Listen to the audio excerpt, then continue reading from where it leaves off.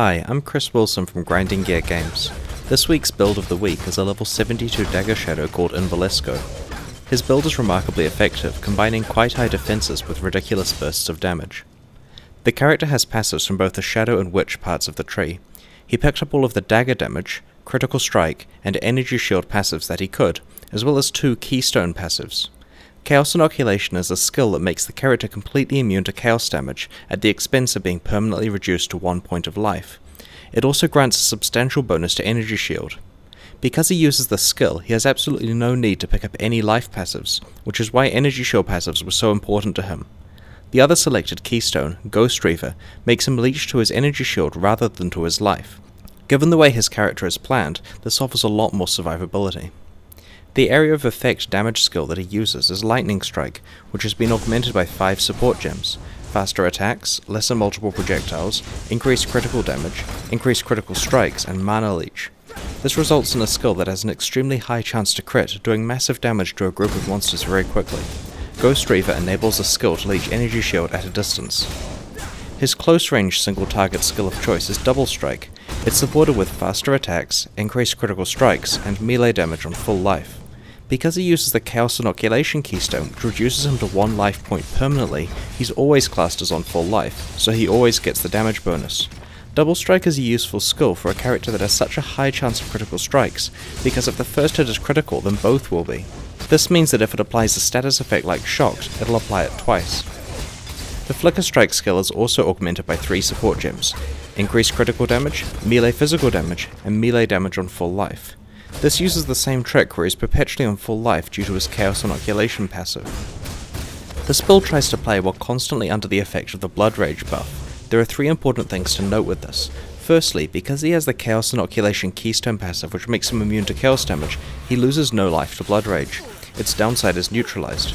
Secondly, because it grants a frenzy charge whenever he kills an enemy, he's sometimes able to chain a lot of flicker strikes together on monsters that can be killed in 1 hit. The final important aspect of Blood Rage is that it provides the life leech that Ghost Reaver turns into energy shield leech. The auras that this character uses are Discipline, Grace, Hatred, and Wrath. All of these are augmented by a reduced mana cost support gem. One of the reasons that this character is so powerful is that he has sunk a substantial amount of time and character wealth into his equipment. Look at this dagger. Seriously, not only does it have a really high roll of increased damage, but it has it stacked with another increased physical damage mod, a damage and accuracy mod, attack speed, and a pretty high bonus resistance. This is all on a level 64 base type, which, due to being a dagger, has a really wide mod pool, consisting of both physical and casting mods. This makes it even more insane. Another good example of a ridiculous item is this shield. It has a good energy shield mod stacked with a good increased energy shield percentage mod, stacked with an energy shield and block and stun recovery mod. Then just in case it wasn't crazy enough, he managed to get 3 decent resistances on it at the same time. His armor has 6 linked sockets. This is not an easy task. Its mods aren't bad either, with a very large amount of energy shield and some found item rarity. His gloves are the unique Malagaro's Virtuosity, which grants a large bonus to critical strikes and their damage. His amulet also increases both of his crit values. His flasks are pretty awesome. Each one has the Surgeon suffix, so they regenerate a charge whenever he scores a critical strike.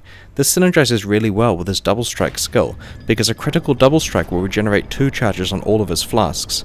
He has 3 granite flasks, which grant a large amount of armor for a short time when used. One of them has a prefix that substantially increases the armor gained. The other 2 instead grant resistances at the same time as the armor. This choice allows him to pick the appropriate flask type for the type of fight he's in. Both of his mana flasks grant percentage evasion, which is more useful than armor because he has a decent amount of base evasion from his items.